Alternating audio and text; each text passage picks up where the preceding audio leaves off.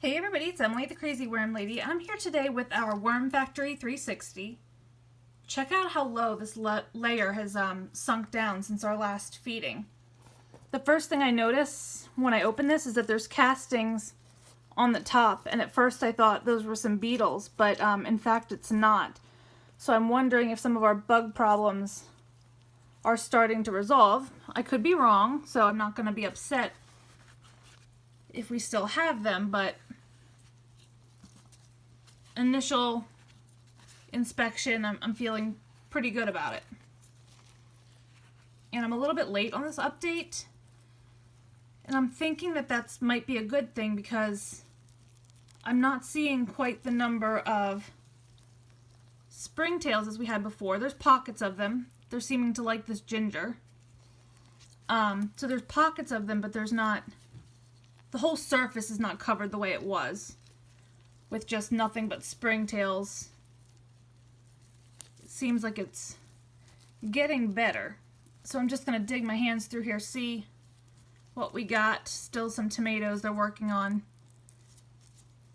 They take a little bit longer sometimes, but tomatoes are definitely a worm favorite. So there's a pocket of springtails. I'm going to pop open this tomato so they can get to it. And no real high worm densities on this side, but we did feed the other side if I recall correctly. And again, you guys can yell at me because I'm terrible about marking and remembering where I fed, but this side definitely has worms, but no worm balls to speak of over here. So I'm just going to dig our way across here, aerate this whole system a little bit. And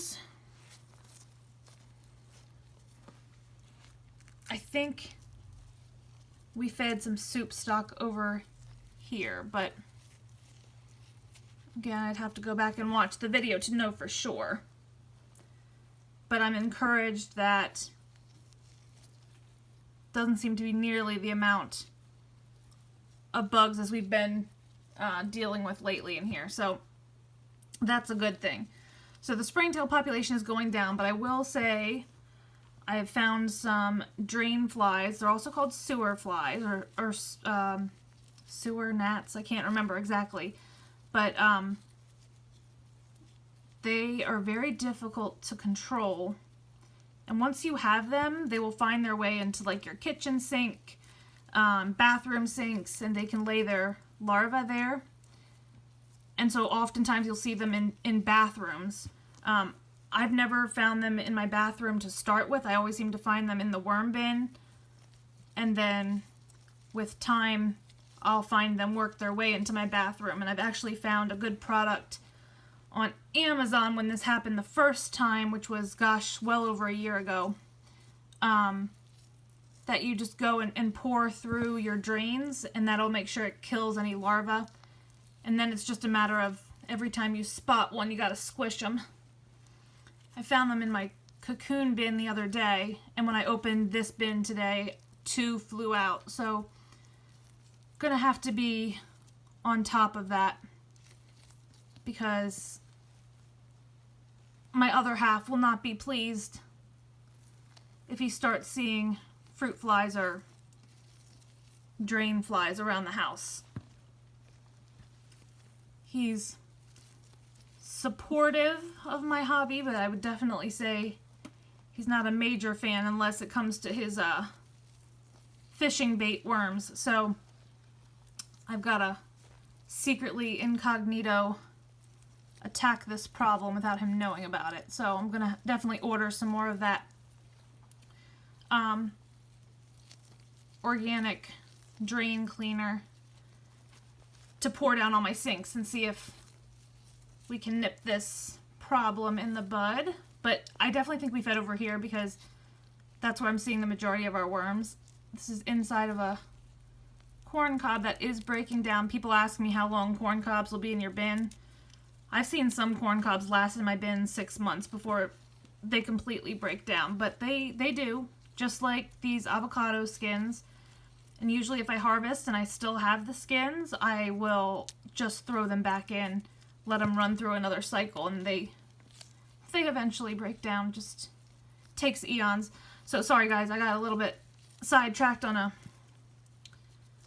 rant about bugs, but I am encouraged with the way the system is going.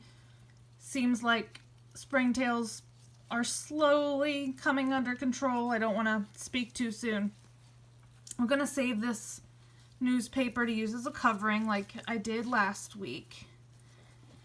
And stooping down, this worm factory is very low to the ground, so you have to really stoop to work in it.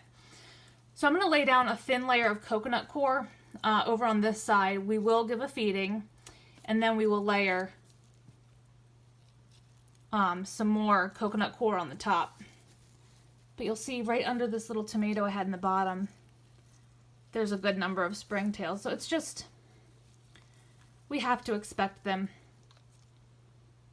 They bother me less than the beetles, but they still bother me. So let me pull this coconut coir over here closer to the bin, and we'll get them fed up. Alright, so layer of coconut coir over here. This is lightly moistened, but definitely not wet. Definitely can still absorb some moisture from our feeding. So I'm just going to layer this on over here, and we're also going to cover the entire surface of this level of the worm factory. At the end here, I want to take it all the way to the brim because I want to start a new tray soon. So I think that's probably relatively good for underneath of our feeding here. And I've been adding some neem cake to my bins. I had stopped using it as frequently as I was, and so I want to see how this will impact. Neem cake actually does act as a food for the worms and the microbes, and it helps foster the positive microbes and can actually kill some of the negative microbes, and so it can actually help keep bugs in check in that way. So that's a thick layer of the neem cake. And I have a big container that I thawed some food in the other day. And by the other day, I mean like almost a week ago. So it's nice and gross. I was going to lift it out of here, but there's so much liquid that's drained off of it that I want to keep in this pot I have it in. I just set it in a soup pot. I always, when I take my food out of the freezer, will put a few bags. Oh, it was already unzipped. I'll put a few bags in the pot. That way, any liquid that drains, if there's any holes in the bags, doesn't go all over the countertops. So, let me get this drained off, since that's very noisy, and we'll get it added to the bin. Alright, so I drained off a really good amount of liquid. I want to show this to you guys. From this one bag of food, all of that moisture. And that's why you always have to be really careful with bedding. Because if you don't add enough and you put the food in without thawing it first, all of that liquid is going into your system. And that's what can create the muddy conditions or really wet castings.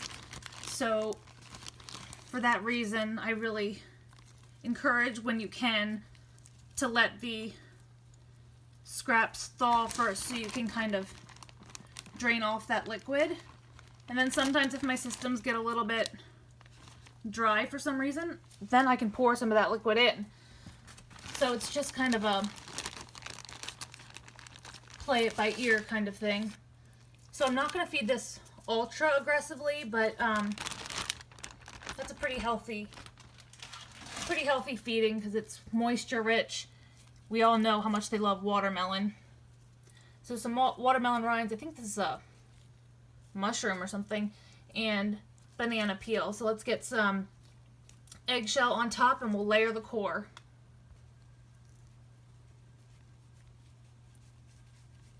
healthy sprinkling. This is actually oyster shell. Saving my eggshell for my experiment that I'm running now, so I'm going to use this oyster shell. And now I'm just going to top everything, both sides of the bin, with coconut coir, and we will use that newspaper to lay across the surface of this level when we're done here. But again, I'll link that drain cleaner that I've used in the past when I had these drain fly outbreaks.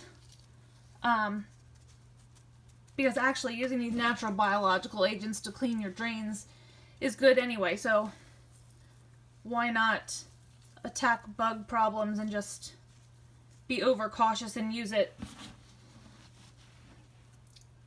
better than pouring Drano or bleach down your system.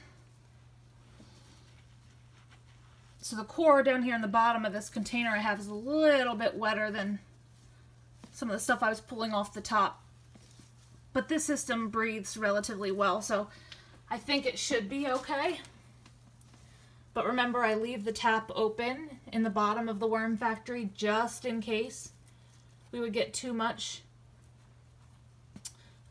moisture in the system, that it will just drain out. It won't flood the bottom and drown any worms. But I'm filling this core all the way to the top here and doing my usual dumping crap all over the floor.